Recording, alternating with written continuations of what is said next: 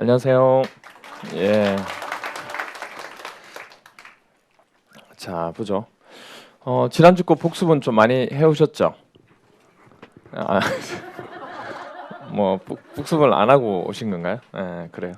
뭐 해보면 또 나오니까 5주차 들어가도록 하겠습니다. 지난주 일단 4주차 했던 거 복습 한번 하고 들어가도록 하겠습니다. 지난주에 우리가 체계잡기 8번 하고 그 다음에 9번 하고 했던 거 기억나세요? 오늘 하나 합니다. 하나. 오늘 10번만 하면 돼요. 오늘 한 개밖에 안 합니다. 그럼 오늘 일찍 끝나야지 생각하지만 오늘 그렇게 일찍 끝나지는 않습니다. 정상적으로 끝나요. 근데 모르겠어요. 조금 더 일찍 끝날 수 있을지 모르겠는데 하여튼 정상적으로 끝날 겁니다.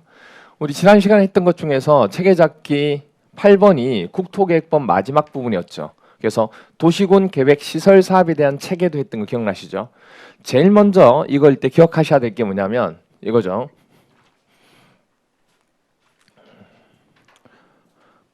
일단 기억하실 게 이거. 도시군 계획 시설이 되기 위해서는 기반 시설을 이 지역에 설치하기로 뭘 통해서 도시군 관리 계획을 통해서 결정이 돼야 됩니다. 그죠? 결정이 되어야지만 그 기반 시설을 우리 뭐라 부른다? 도시군 계획 시설이라고 얘기한다. 그럼 이제 계획 시설을 이 지역에 설치하기로 원칙적으로 시도지사 또는 대도시 시장이 또는 예외적으로 국장이 뭐였죠? 결정을 했습니다. 그리고 이제 고시를 해야죠. 고시를 하면 이제 이 지역에 뭘 할 수 있죠? 이 시설을 설치, 정비, 개량할 수 있는 사업을 할 수 있게 됩니다. 그걸 우리는 일컬어서 도시군 계획 시설 사업이다 이렇게 얘기합니다. 됐나요? 그럼 이제 이 사업이 시작되려고 했으니까 제일 먼저 해야 될 게 바로 뭐죠? 그렇죠. 단계별 집행계획. 그 단계별의 기준은 1단계, 2단계 나누는 기준을 몇 년? 3년을 기준으로 한다고 그랬습니다. 3년 이내는 우리가 1단계, 3년을 넘었으면 2단계로 본다고 얘기했어요. 그렇게 해서 이제 단계별 집행계획을 수립하는데 그럼 이 단계별 집행계획을 누가 수립하느냐 그 얘기죠. 수립권자겠죠. 그럼 수립권자가 누구냐? 이렇게 물어보면 누구죠? 그렇죠. 도시군 관할구역장. 왜냐하면 이게 공적 개발이 되는 우리가 사업이기 때문에 당연히 도시군에 이루어지는 것 중에 하나입니다. 그러면 도시군에 이 기반시설이 설치되는 거기 때문에 바로 도시군 관할구역장이 그거에 대해서 계획을 세우면 된다고 얘기했습니다. 그래서 누가 세우느냐 하면 특별시장, 광역시장, 특별자치시장, 특별자치도지사, 시장 또는 군수 통틀어서 우리가 줄여서 도시군 관할구역장이다 이렇게 얘기하는 겁니다. 같은 말이에요. 자, 그럼 이제 수립권자가 단계별 집행계획을 수립했습니다. 그럼 이제 중요한 것 중에 하나가 이제는 전체적인 어떤 수립이 끝났으니까 이제 사업을 시행해야 되겠죠. 그럼 사업을 시행하기 위해서는 당연히 누가 나와야 돼요? 사업시행자. 사업시행자가 나오게 되는데 이 사업시행자는 원칙적으로 사업시행자는 누가 하는 게 원칙이죠? 그렇죠. 어차피 이게 아까도 얘기했지만은 공적 사업이니까 공적 사업이라고 하는 것은 행정청이 하는 게 원칙입니다. 그럼 행정청이 누구냐면 행정조직이 있는 자를 얘기하는 거고 여기에 나와 있는 우리가 지방자치단체들 장을 우리는 행정청의 장이다 이렇게 얘기하는 겁니다. 그래서 당연히 사업시행자는 여기 있는 수립권자가 하면 된다. 그 수립권자가 행정청이라고 얘기했습니다. 그래서 보시면 행정청이 한다고 그랬고 원칙적으로 도시군 관할구역장 즉 수립권자가 된다 그 얘기입니다. 그런데 그 각각의 도시에 대해서 국가계획 차원에서 만약에 뭘 한다면 도시군 계획시설 사업을 한다 그러면 누구도 국장도 사업시행자가 될 수 있다 없다? 있다. 그래서 국가계획일 때는 국장이 되는 겁니다. 그런데 도관할구역 시하고 군이 있죠. 그 두 개를 묶어서 광역계획 차원에서 도시군 계획시설 사업을 하고 싶다. 그럼 누가 또 사업시행자가 될 수 있죠? 그렇죠. 시장 군수가 아닌 도지사도 사업시행자가 될 수 있다. 이렇게 얘기했습니다. 이게 바로 예외적인 사항 중에 하나였죠. 이렇게 해서 행정청이 즉 도시군 관할구역장이 직접 할 수도 있습니다. 그런데 그렇지 않고 행정청이 돈이 없다든지 아니면 다른 여러 가지 사업 때문에 이걸 하기가 곤란할 경우에는 행정청이 아닌 자를 행정청이 지정할 수 있다 없다? 있다. 그래서 비행정청이 할 수도 있다는 거. 그래서 행정청으로부터 지정받은 자가 될 수 있다 얘기했습니다. 이거는 이제 이 내에서는 뭐가 있냐면 뭐 민간 사업시행자가 될 수도 있고 공공 사업시행자가 될 수도 있다고 얘기했습니다. 그럼 거기서 공공사업시행자라고 그러면 대표적으로 누가 있었죠? 공공기관. 공공기관이야 그러면 한국 땡땡 공사를 우리가 공공기관이라고 얘기하고 또 하나가 뭐 있었죠? 정부 출연기관. 대표님 누구였죠? 그렇죠. 한국 국가철도공단. 그렇죠. 국가철도공단 이렇게 해요. 옛날에 한국이었습니다. 맞아요. 근데 이제 많이 바뀌었어요. 이제 그렇게 된 건데 하여튼 그렇고 그렇게 되고 그다음 또 누구 있죠? 지방공사. 지방공사도 있죠. 그렇죠. 그렇게 해서 공공사업 시행자를 지정할 수도 있지만 민간 사업 시행자를 지정할 수도 있다고. 근데 나중에 이제 기본서 가서 나오겠지만 지금은 안 했지만 민간을 지정하려고 하면 생각해 보세요. 이게 공적 사업인데 그렇죠? 공적 사업인데 민간이 하게 되면 반발이 심할 수도 있죠. 그래서 동의를 얻어야 되는 경우가 생길 수밖에 없다는 얘기예요. 왜? 공신력이 떨어지니까. 하다가 사업 안 하면 어떻게 할 거예요? 하다가 망하면 어떻게 할 거예요? 그렇죠? 그래서 공신력이 있는 아까 있던 공공사업 시행자는 우리가 동의를 받지 않아도 되지만 민간 사업 시행자는 동의를 받도록 돼 있다는 얘기예요. 그런 얘기들이 기본서 가서 세부적으로 배우는 거예요. 재한 씨가 얘기는 안 했지만 그런 거구나 이렇게 돼. 이게 바로 사업 시행자가 이제 정해졌습니다. 그럼 사업 시행자가 정해지면 제일 먼저 해야 될 게 하나 있죠. 뭐죠? 그렇죠. 항상 얘기하지만 시시계. 저는 이렇게 사업을 진행해 나가겠습니다 하는 실질적인 사업 시행에 대한 계획, 그걸 실시계획이라고 얘기합니다. 그래서 우리가 보통 보면 국토계획법에서 나오는 도시군 계획 시설 사업하고 그럼 도시개발법에서 나오는 도시개발 사업은 전부 다 사업 시행자가 나오면 실시계획 작성이라는 걸 하지만 정비법은 도시개발법하고 차이를 주려고 여기 실시계획과 똑같은 계획인데 실시계획이란 말을 쓰지 않고 시행계획이란 말을 쓰게 됩니다. 똑같은 거예요. 똑같은 맥락입니다. 그런데 이제 차이를 주려고 사업이 다르잖아요. 어떻든 개발 사업과 정비 사업은 다른데 이게 똑같은 맥락이지만 이름을 달리해서 구별을 하고자 여기는 실시계획, 거기서는 뭐 정비 사업에서는 뭐라 한다? 시행계획 이렇게 얘기합니다. 나중에 이건 나올 거예요. 오늘 어쨌든 그렇게 됩니다. 그래서 실시계획을 누가 작성하죠? 항상 사업 시행자가 작성합니다. 그럼 사업 시행자가 작성을 해서 이제 인가를 받아야 되는 거 맞죠? 왜냐하면 사업 시행자가 행정청이 될 수도 있지만 누가 될 수도 있으니까 비행정청, 행정청이 되면 자기가 자기한테 인가를 받는 거기 때문에 문제가 없는데 비행정청도 있을 수 있기 때문에 당연히 뭐죠? 인가권자한테, 인가권자가 누가 되는 거예요? 행정청한테 뭐 받아야 돼요?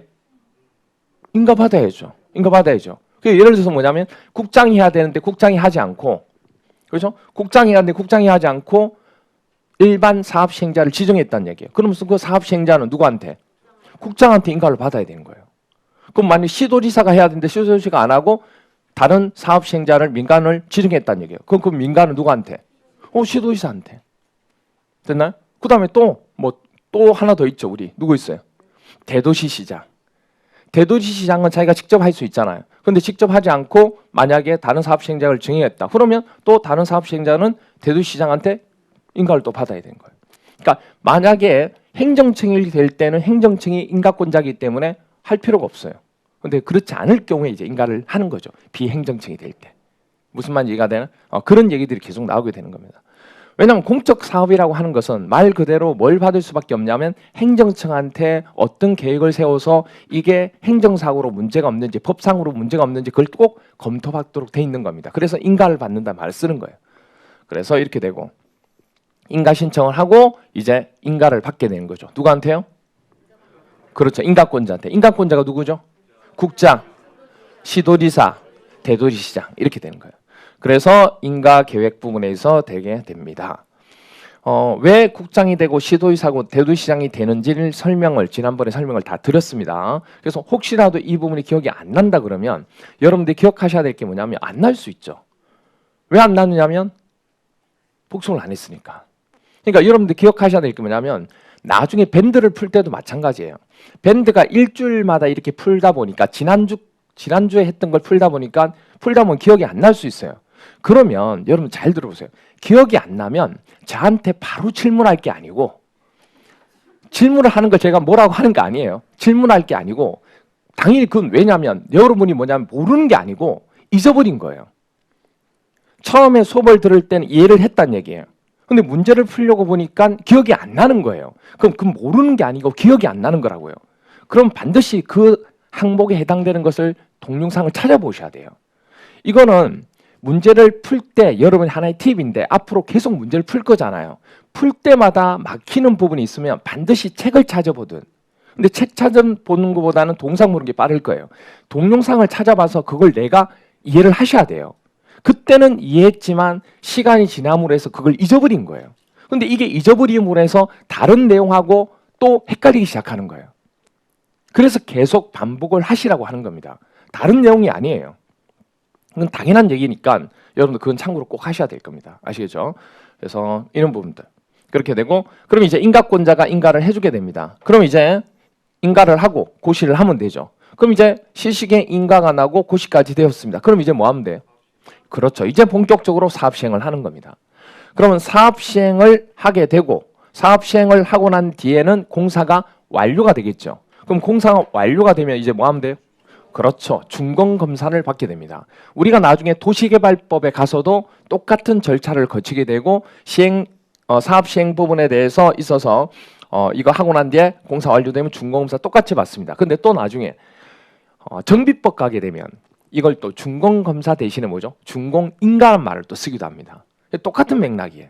시험 문제에서 준공인가를 준공검사를 낸다든지 그 검사를 인가로 낸다든지 그렇게는 안 나와요. 그런 거 걱정 안 하셔도 돼요. 그럼 이제 준공검사는 누구한테 받게 되죠? 똑같이 인가권자한테. 인가권자한테 받게 돼요. 그리고 이제 준공사 받고 난 뒤에 이상이 없으면 이제 공사가 끝난 거죠. 그럼 이제 공사 완료됐다고 뭐 하면 돼요? 공고하면 됩니다. 그럼 이제 모든 게 끝난 거예요. 자, 그런데 여기서 도시군 관리계획 결정 고시일로부터 사업을 시행해야 되는데 사업 시행을 계속 안 하는 거예요. 그게 이제 강산이 두 번 변해서 몇 년? 20년이 될 땡한 20년간 사업 시행을 아예 안 한 거예요, 지금. 그렇죠? 해야 되는데. 그래서 만약에 20년간 사업 시행을 안 하면 20년이 되는 언제?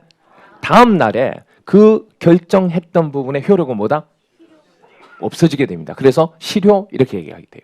근데 이렇게 되게 되면 20년간 사업 시행을 안 했을 때 다음 날 되면 실효되는 것까지는 좋은데, 그러면 토지 소유자는 20년 동안 자기의 재산권이 뭐죠? 침해를 당하는 거죠. 20년 동안 임대면 건물 하나 지어가지고 임대만 줬어도 돈이 얼마예요? 그래서 이제 행정청이나 이런 데다가 자꾸 소송을 많이 걸게 되고 막 그랬다는 얘기예요. 그래서 이제 그거를 법적으로 이거 좀 제대로 해주자 해서 딱 20년에 반 얼마? 10년. 10년까지 만약에 사업 시행을 안 했다. 그러면 이제 뭐죠? 매수, 땅에 대한 장기 미집행되게 되는 땅에 대해서 매수 청구할 수 있는, 토지 소유자한테 매수 청구할 수 있는 권한을 준 거예요. 그럼 이제 사업 시행자는 매수를 해야 되는 뭐가 생기는 거예요? 매수 의무가 생기는 거죠. 그게 우리가 지난 시간에 도시군 계획 시설 사업에서 설명드렸던 내용 중에 하나입니다. 아시겠죠? 에듀윌 유료 회원만의 남다른 서비스.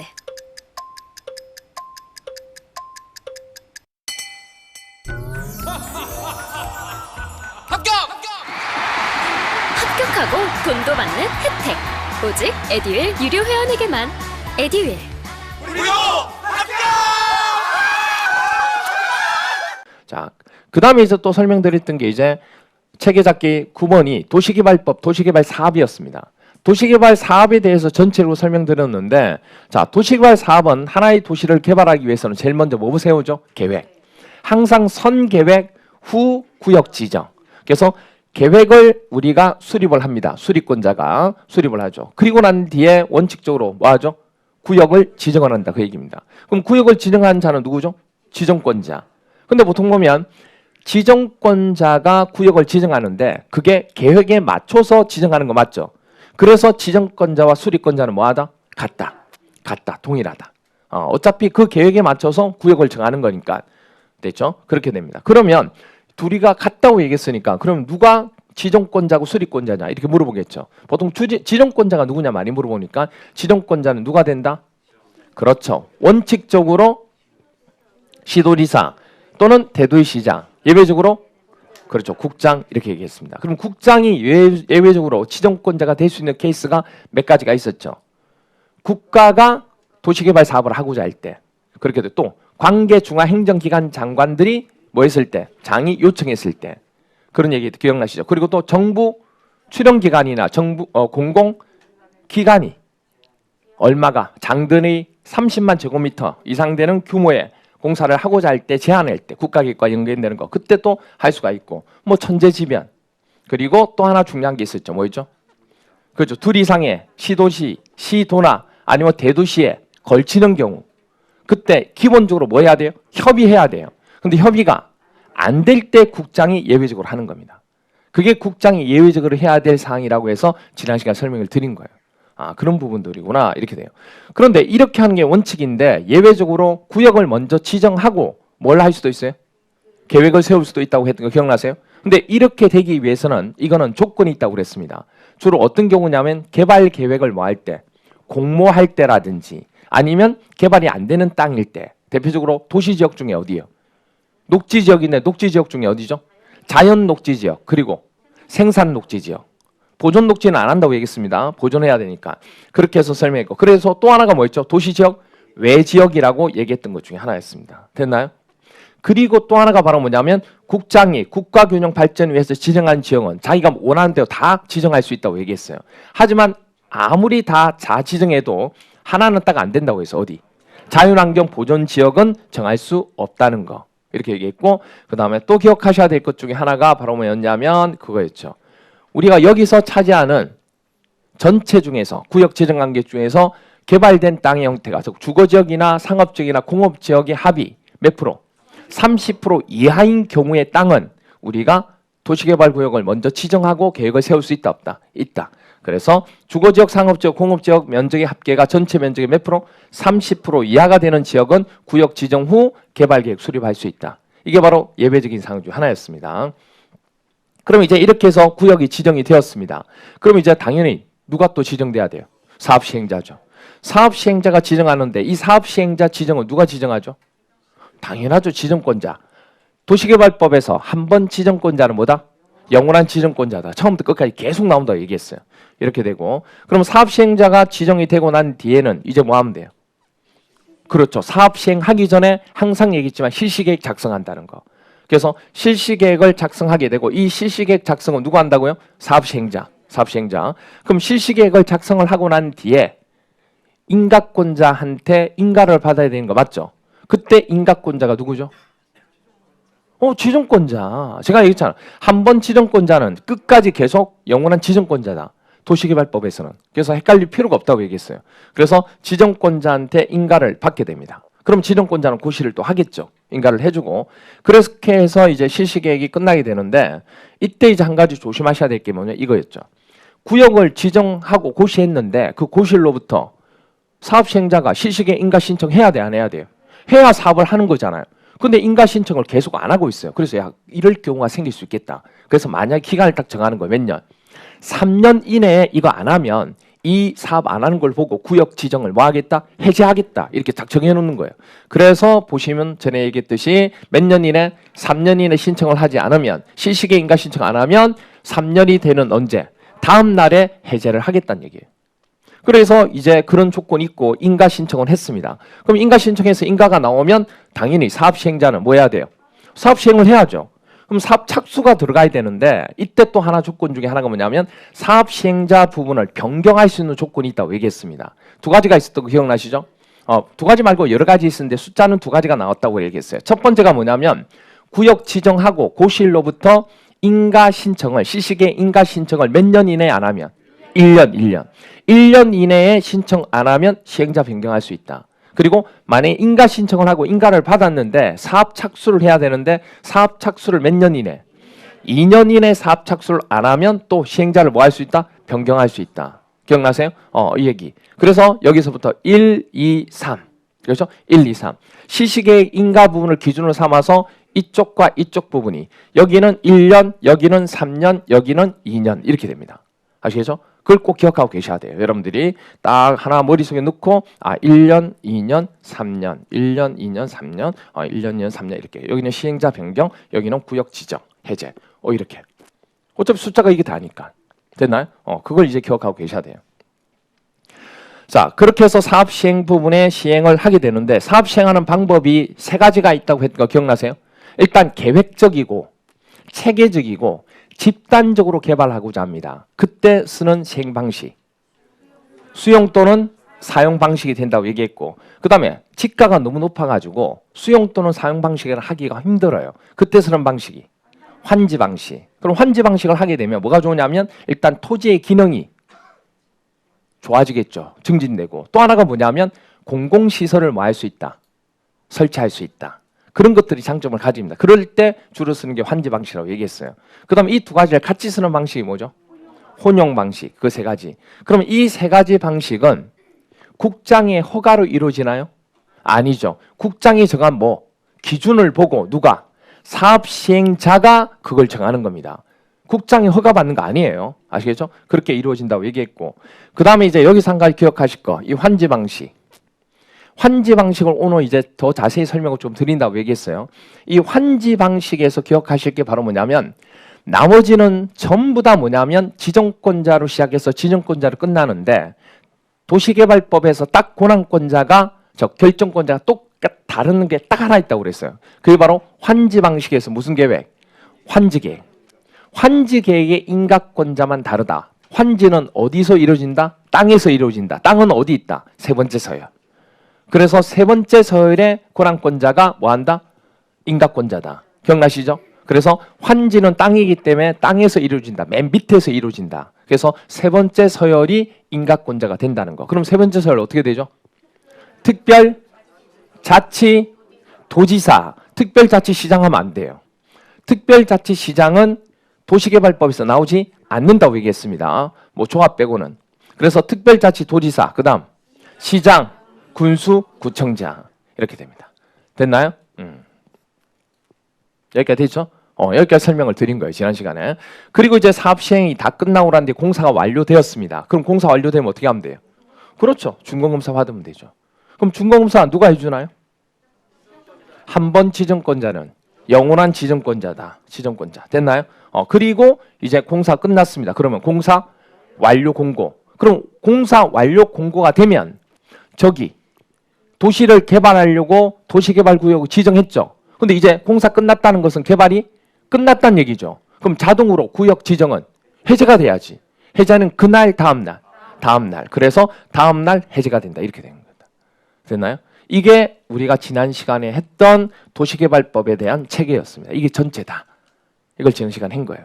그럼 이제 여기에서 오늘 이제 해야 될 게 환지 방식. 왜냐하면 수용 또는 사용 방식은 사업 시행할 때 별거 없어요. 땅을 뭐 하면 돼요? 다 그냥 수용하면 돼요. 수용하면 돼. 근데 환지 방식은 그게 아니에요. 수용하는 게 아니고 원래 토지 등 소유자가 존재해요. 그럼 이 땅을 뭐 해서? 깨끗하게 조성해서 사용할 수 있도록 조성해서 다시금 주는 거죠. 그럼 물어봐야 돼, 안 물어봐야 돼요? 많이 물어봐야 돼요. 그 사람 땅이니까 내 땅이 아니에요. 나는 도와주는 거지. 그러니까 물어봐야 돼요. 이 땅 이렇게 만들 건데 어떻게 괜찮아요? 아니. 그럼 이건 괜찮아요? 아니. 이거는요? 아니. 계속 물어봐야 돼 이게. 무슨 알겠어요? 그렇게 해서 환지, 땅을 바꾸는 계획을 작성한다는 얘기예요. 작성해서 계속 얘기해서 물어보는 거예요. 그럼 오케이 하게 되면 그걸 이제 반영해가지고 실질적으로 환지 계획 인가를 받는 거예요. 무슨 얘기인지 아시겠죠? 그러니까 시간이 오래 걸리죠. 그리고 당연히 그 토지동 소유자 의견을 존중할 수밖에 없다는 얘기예요. 그럴 수밖에 없잖아요. 그 땅 부분을 가지고 우리가 쓰게 되는 거니까. 그죠? 그게 꼬우면 뭐죠? 아니죠. 수용하면 되지. 그게 싫으면, 그 의견 듣기 싫으면 내가 돈 많으면 내가 돈 다 사면 돼. 그렇죠? 돈 다 사면 돼요. 돈이 없으니까. 돈이 없으니까 그 땅을 이용하는 거예요. 무슨 얘기인지 아시겠죠? 그거예요. 다른 거 아니에요. 그래서 수용 또는 사용 방식은 금방 끝나는 거 아니지만 이거보다 빨리 진행되는 거예요. 왜? 내가 땅을 다 수용했으니까. 집단적으로 내가 개발도 해나갈 수 있다는 얘기예요. 그런 차이점이 있게 된다는 거. 그걸 이제 지금 오늘 배우게 될 겁니다. 아시겠죠? 환지 방식이 어떻게 되는지. 그래서 수용 또는 사용 방식이 세부적인 사항이 없지만 환지 방식은 세부적으로 토지 등 소유자한테 물어보고 뭐 어떻게 하고 그런 절차가 있다는 얘기예요. 그 절차 부분을 설명을 드리겠다는 얘기예요. 그 부분. 직장 다니면서 시험 합격하기가 쉽지 않아요. 혼자 공부하면 물어볼 데도 없고 에듀윌 유료 회원은 평일 야간에도 심지어 주말에도 밀착 관리를 해주니까 의지가 많이 됐어요. 에듀윌은 합격의 지름길입니다. 그래서 오늘 해야 될 게 지난번에 못했던 거 도시개발 사업 시행 중에서 이 부분을 설명을 드릴 겁니다. 조금 설명했던 거 이거 환지계획 작성 부분 아시겠죠? 환지계획 작성은 어디서 나오냐면 환지 방식에서만 나오는 거예요. 다른 데서 안 나옵니다. 환지 방식에서만. 그래서 여러분 교재 244페이지 보세요. 243페이지 보시면 243페이지를 잠시 보시면 환지 방식에 대한 사업 시행이라고 해서 나오죠. 그리고 가로 1번에 환지 계획에 대한 설명이 나오고 넘겨보시면 244페이지에 이런 환지 계획의 작성 기준이 나올 겁니다. 그러면 동그라미 기억을 보시면 뭐가 나오냐면 환지 계획을 작성할 때 어떻게 하면 되는지 나와요. 그걸 한번 제가 한번 읽어볼게요. 일단은 환지 계획은 누가 작성할까요? 그럼요. 사업 시행자가 작성하는 겁니다. 아시겠죠? 계획은 항상 사업 시행자가. 우리 아까 실시계획도 누가 작성했어요? 사업 시행자가. 됐나요? 그리고 항상 계획을 짰으면 행정청한테 검토받아야 돼, 안 받아야 돼요? 인가 꼭 받아야 돼요. 계획 나올 때마다 인가 받아요. 아시겠죠? 자, 그러면 사업 시행자가 작성을 했습니다. 그럼 책에 보시면 뭐가 나오냐면 이게 나와요. 환지 계획은 기억에 종전에 토지가 있겠죠. 토지 소유자가 있으니까. 그리고 환지하고자 하는 위치, 종전 토지와 환지해야 될 위치, 그리고 지목, 면적, 토질, 수리, 그리고 이용 상황. 수리하니까 또 뭐죠? 수리남이 생각나네요. 전혀 관계 없는 겁니다. 수리남하고. 그다음에 환경, 그 밖의 사항을 뭐 하죠? 종합적으로 고려해서 합리적으로 뭐 하라고요? 뭐 그냥 일반적인 얘기죠. 당연히 이렇게 해야 되잖아요. 이렇게 안 하고 종합적으로 말고 개인적인 생각을 가지고 합리적으로 말고 비합리적으로 이 말이 안 되잖아요. 그렇죠? 당연히 똑같은 말이에요. 국어적인 어떤 내용들. 그러니까 우리가 일반적으로 물어보면 어떻게 공부했느냐 그러면 뭐 교과서로 공부했다. 그다음에 또 뭐 어떻게 공부했냐 그러면 선생님 말씀대로 그대로 공부했다. 뭐 이런 얘기죠. 그러니까 다르게 뭐 딱히 뭐 그런 거 없어요. 이게 그렇게 됩니다. 근데 중요한 게 뭐냐면 중요한 거는 니은에 보면 이제 나와요. 항상 얘기하지만 계획을 작성할 때는 기준이 있어요, 없어요? 기준이 있어요, 기준이. 항상 계획을 작성하려면 기준이 있습니다, 기준이. 그래서 그 기준 부분에 관한 내용이 나오는데 작성 기준. 자, 여기 보세요. 작성 기준이란 말 나오면 누구예요? 국장이잖아요, 국장. 그런데 제가 뭐라고 하냐면 예외적으로 국장이 아닌 경우가 두 가지가 있다고 얘기했습니다. 첫 번째는 하나 나왔죠. 어디에서 나왔어요? 도시군 계획시설. 도시군 계획시설. 우리가 지난번에 했던 이 도시군 계획시설. 이 도시군 계획시설이 작성 기준 할 때 바로 뭐였다? 국토교통부 령이었어요. 되나요? 그 다음에 이제 기준 나오면 국토교통부 장관이 아닌 바로 국토교통부 령이 나오는 게 이겁니다. 지금. 그래서 여러분들 니은에 보면 환지계획 작성에 따른 환지계획의 기준 나왔죠. 우리 보류지 뭔지 기억나시죠?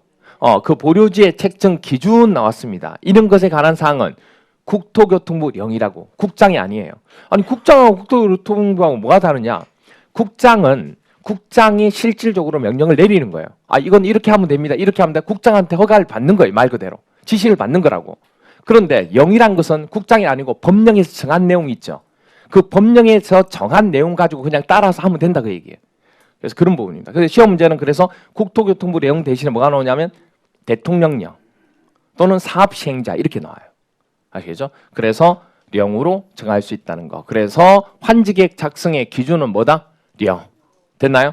그럼 이제 예외적으로 기준할 때 국장이 아닌 경우는 딱 두 가지가 다 나왔습니다. 더 이상 없어요. 있긴 있는데 우리가 시험에 나오는 거는 이 두 가지만 기억하면 돼요. 그럼 예외적인 거 두 가지 다 있어요. 첫 번째가 도시군 계획시설, 두 번째가 환지계획. 이 두 가지만 기준 물어보면 국토교통부령, 나머지 기준 나오면 국장. 무조건 나머지는 기준 나오면 국장입니다. 아시겠죠? 그렇게만 기억하시면 돼요. 그래서 책에 동그라미 니은 부분을 좀 체크해서 봐주시면 됩니다. 끝까지 됐나요? 오케이. 그럼 이제 여기 보시죠. 자, 이제 시행자가 국토교통부령을 보고 기준을 보고 환지계획을 작성을 이제 했습니다. 작성했어요. 그럼 이제 작성하고 난 뒤에 어떻게 해야 될까요? 토지 소유자 있잖아요. 종전에 토지를 가지고 있는 주인, 토지 소유자는 아니면 토지 소유자가 없고 대신 임차권자가 있을 수도 있잖아요. 그자들한테 이렇게 작성했습니다 하고 보여줘야 돼, 안 보여줘야 돼요? 당연히 보여줘야죠. 안 보여주고 그냥 할 수 없잖아요, 이게. 나중에 갔는데 뭐죠? 자기는 전혀 모르는 어떤 상태로 땅을 바꿔놨어요. 그럼 안 되잖아요. 그래서 일단 보여줘야 됩니다. 이렇게 바뀌었다고 통지를 해요. 통지를 하면 봐야 되겠죠. 그래서 공람이란 말을 쓰게 됩니다. 그래서 통지 및 공람 이렇게 돼요. 그럼 통지 및 공람은 누가 누구한테? 사업 시행자가 토지 소유자나 임차권자 등한테 보여주는 거예요. 그럼 이제 보여줬습니다. 그럼 보여주면 토지 소유자나 임차권자 등은 받겠죠. 보고 뭐라고 할까요? 뭐 여러 가지 얘기를 전달하겠죠. 피드백을 할 거잖아요. 의견을 제출합니다. 아, 이건 이렇게 된다. 그래서 의견서 제출을 하는 거예요. 누가요? 토지 소유자, 임차권자 등이 시행자한테. 이런 과정을 몇 번 거치겠죠. 그렇잖아요. 그렇게 하고 난 뒤에 최종적으로 누구는 사업 시행자는 이런 의견들을 다시금 환지 계획에 반영해야 돼, 안 해야 돼요? 당연히 해야죠. 뭐라 얘기하는데 반영도 안 하고 뭐죠? 무시 이렇게 하면 안 되잖아요. 그렇죠? 그래서 이 부분에 대해서 시행자는 환지 계획에 반영을 합니다. 그럼 이렇게 반영한 내용 가지고 뭘 해야 돼요? 인가를 받게 되는 거예요. 그냥 인가 받는 거 아니에요. 아시겠죠? 자기 나름대로 독단적으로 마음대로 하는 게 아니고 이런 과정을 거쳐서 절차를 받아서 뭘 한다? 인가를 신청한다고요. 그럼 인가 신청할 때 전에도 얘기했지만은 내가 비행정청이니까 인가를 받는 거지. 내가 만약에 누구였다면 행정청이면 어차피 인가는 누구한테 받아요? 행정청한테 받는데 행정청인 자가 행정청한테 인가 받을 필요가 없죠. 그래서 보시면 비행정청 시행자이다. 그러면 환지계획 작성한 걸 인가 신청을 하게끔 되어 있습니다. 누구한테? 행정청인 자한테. 됐나요? 행정청인자한테. 그래서 우리는 환지계획 인가를 받게 되죠. 그때 이제 환지계획을 해주는 인가해주는 인가권자가 누구냐 그 얘기예요. 그 지난 시간에 배웠던 거예요. 그러니까 거꾸로 배운 거죠. 어떻게 보면 결론을 먼저 배우고 그 다음에 이거부터 얘기한 거예요. 왜냐 결론을 배워야 여러분들이 또 한 번씩 적어볼 수 있으니까. 여기까지 됐나요? 그럼 이제 인가권자는 누구냐 하고 물어봤을 때 기억나시죠? 땅은 어디서 이루어진다? 세 번째 서열. 세 번째 서열에서 이루어진다는 거. 그럼 세 번째 서열에서 이루어지니까 어디가 돼요? 여기 시장, 군수, 구청장. 그리고 어차피 특별자치도지사가 여기 세 번째 서열에 있어야 되는데 없잖아요. 그래서 특별자치도지사가 세 번째 역할도 같이 한다는 거. 그래서 특별자치도지사, 시장, 군수, 구청장 이렇게 해야 돼요. 자, 그런데 여기서 이걸 너무 길잖아요. 특별자치도지사, 시장, 군수, 구청장 너무 길잖아 이게. 그럼 줄여서 얘기하고 싶지 않아요? 응? 너무 기니까. 물론 세 번째 서열 하면 돼요. 세 번째 서열 하면 되는데 너무 길잖아요. 그럼 줄여서 뭐라고 할까요? 생각 안 해봤겠죠. 예. 시장, 군수 등 어때요? 등이라 그러면 그 외에 여러 명 이렇게 되잖아요. 시장, 군수 등 어때요? 시장, 군수 등 괜찮아요? 괜찮아요? 안 돼요. 안 돼요. 왜냐하면 시장, 군수 등이라 그러면 누구도 들어가야 돼요. 그렇죠. 누구? 특별자치시장도 들어가야 돼요. 무슨 말인지 이해가 되나요? 특별자치시장도 들어가야 되는데 여기는 특별자치시장 들어가요, 안 들어가요? 안 들어가요. 그래서 시장, 군수 등이라는 말을 안 붙여요. 세 번째 서열은 줄여서 시장, 군수 등이라고 얘기하면 돼요. 우리 지난번에 배웠잖아요. 여기 줄여서 얘기할 때 하면 시장, 군수, 구청장인데 줄여서 특별자치시장도 나오기 때문에 시장, 군수 등이라고 해도 돼요. 그런데 특별자치시장이 안 들어갔기 때문에 시장, 군수 등이란 말을 안 쓴다고. 그래서 그냥 특별자치도지사 그리고 시장, 군수, 구청장 이렇게 얘기합니다. 됐나요? 네. 공부를 해보신 분들은 제 말이 무슨 말인지 이해를 하는데 처음 공부하시는 분들은 그렇다고 넘어갑니다. 네. 네. 그냥 넘어가요. 네. 이 기분을, 이 느낌을 가지고 계속 계셔야 됩니다. 그리고 조금 있다가 이 얘기가 나오는 시점이 있을 거예요. 그때 이 얘기가 나오게 됩니다. 아시겠죠? 오케이. 자, 기억하셔야 돼요. 그래서 시장, 군수 등 안 하고 특별자치도지사, 시장, 군수, 구청장 이렇게 얘기합니다. 그게 바로 세 번째 서열이 되는 바로 누구다? 인가권자, 한직의 인가권자가 됩니다. 그래서 이건 지난 시간에 체크했던 거예요. 그렇죠? 행정청이 아닌 사업시행자가 환지계획을 작성할 경우에는 특별자치도지사, 시장, 군수 또는 구청장이 뭐 받는다? 인가를 받는다. 그래서 이렇게 쭉 정리했었습니다. 그럼 이렇게 이제 인가 받고 난데 이제 뭐 하면 돼요? 공사 착수하면 되죠. 그렇게 해서 공사 착수하면 공사가 완료되죠. 공사가 완료되면 이제 뭐 받는다고요? 준공. 그다음 똑같아요. 그건 똑같다고. 그러니까 이 사업 시행하는 부분에 있어서 절차가 조금 달랐던 거지. 나머지 부분 똑같아요. 이 앞에도 그렇고. 여기까지 됐나요? 네. 그래서 어떻게 보면 환지 방식은 환지에 대한 계획을 한 번 더 한 거죠. 수용 방식은 그게 필요 없기 때문에 안 한 거고. 그런 차이가 있어서 이 부분을 한 번 더 설명을 드린 겁니다. 됐나요? 오케이. 그러면 이 내용 부분에 대해서 우리가 이거 아까 얘기했던 문제 한번 풀어볼게요. 19회 때 이렇게 나왔습니다. 도시개발법령상 환지계획에 관한 설명으로 틀린 것은? 환지계획에 관한 설명으로 틀린 것은? 1번 어때요?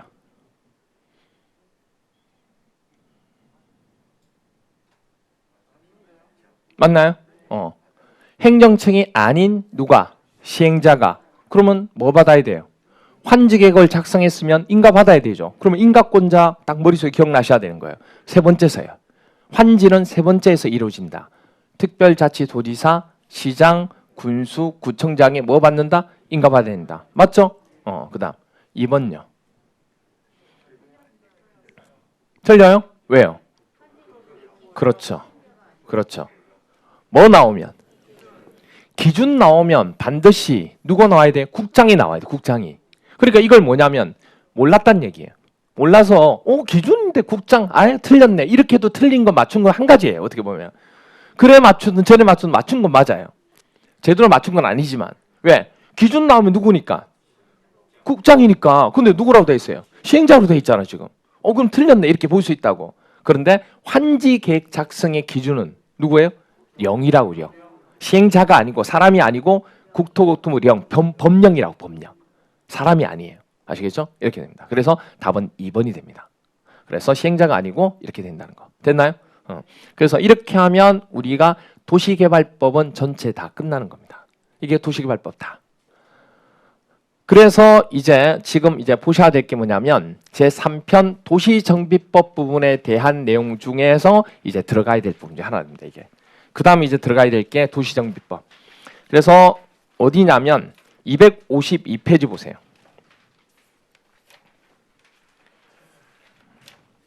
252페이지. 252페이지에 보시면 나와 있는 것 중에서 도시 및 주거환경 정비법 나오나요? 이 부분에 대해서 하는데 이 정비법이 쉽잖아요. 어려운 부분 중에 하나입니다. 정비법이 되게 까다로운 부분 중에 하나예요. 이게.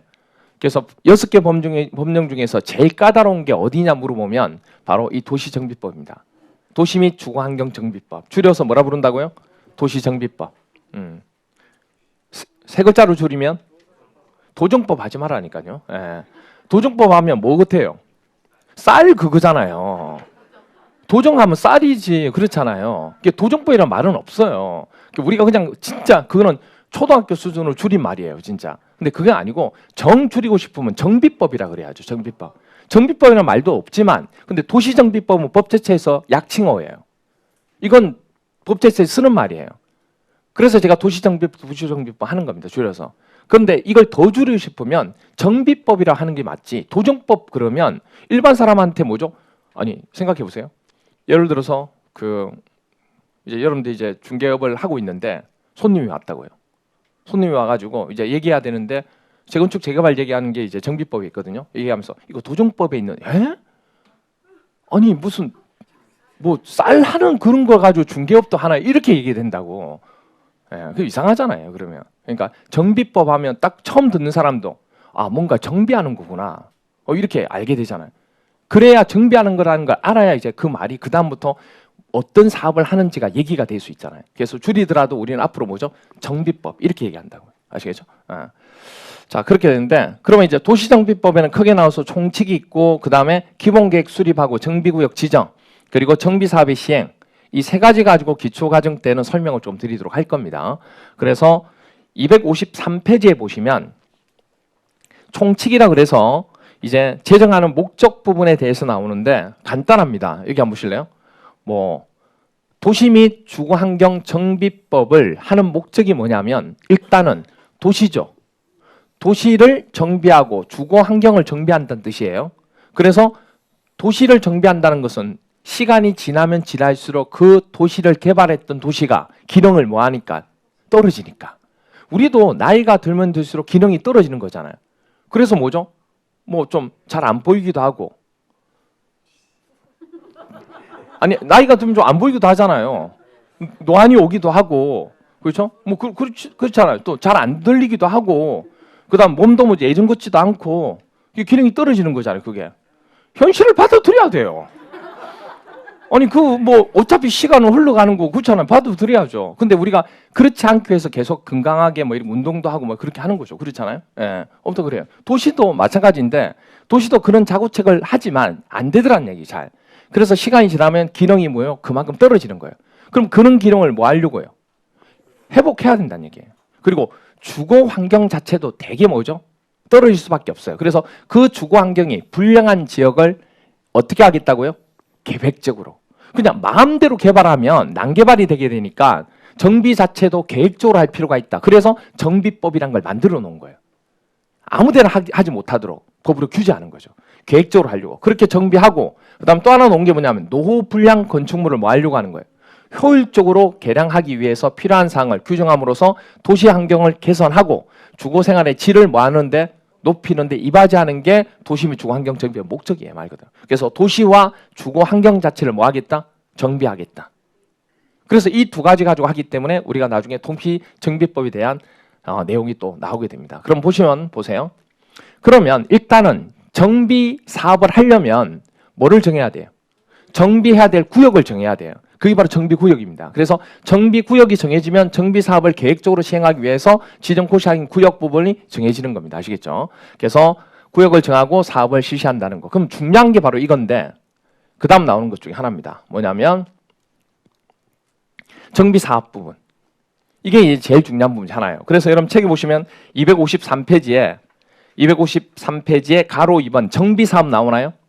이 정비사업 밑에 보면 한눈에 보기에서 정비사업 종류 나오죠.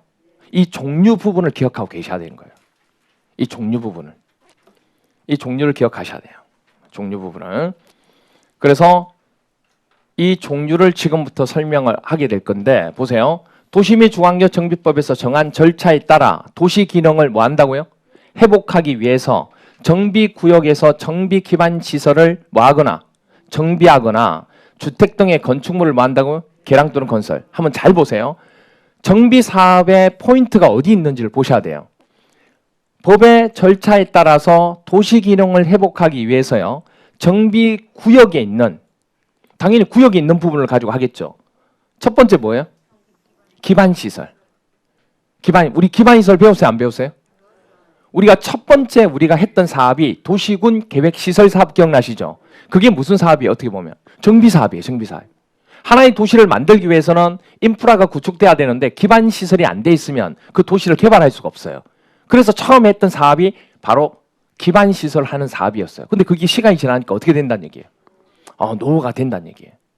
그게 노후화가 됐는지 안 됐는지 첫 번째 포인트를 찾아야 된다는 얘기예요. 그게 되어 있으면 정비할 건데 그게 안 돼 있으면 정비할까 말까 고민을 해봐야 되겠다는 얘기예요. 근데 또 하나가 더 있어요. 이거를 하거나 아니면요. 이거. 주택 등 건축물. 이게 혹시라도 노후화가 안 됐더라도 뭐가 노후화됐다면? 주택 등 건축물이 노후화가 됐다면. 무슨 말 이해가 돼요? 그러면 또 정비 사업을 하겠다는 얘기예요. 이 취지가 제일 중요한 거예요. 여러분들은 보통 보면 그냥 포인트를 가지고 그냥 하는데 솔직히 얘기하면 이 정비 사업의 포인트 두 가지를 가지고 정비 사업이 나오는 거예요. 그러면 분명히 얘기했죠. 이거 하거나 하니까 둘 다 무조건 다 돼야 되는 게 아니고 둘 다 돼도 되고 아니면 둘 중에 하나만 되어도 정비 사업을 하겠다는 얘기예요. 무슨 말 이해가 돼요? 이게 이제 하나일 때하고 두 개일 때하고 사업의 명칭이 달라져요. 이제 그게 또 그게 어떤 부분이 주거하느냐 어떤 부분이 들어가 있느냐에 따라 또 명칭이 달라지는 거예요. 그래서 포인트 자체가 일단은 정비 기반시설이 어떻게 돼 있느냐, 그 다음에 건축물이 어떻게 돼 있느냐, 그 두 가지를 확인해 보겠다는 얘기예요.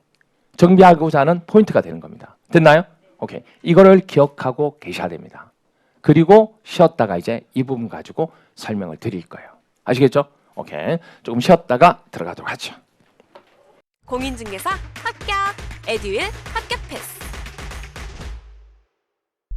에듀윌 공인중개사 합격은 에듀윌 학계론도 민법도 에듀윌 중개사법 공시법도 에듀윌 공법 세법 한 번에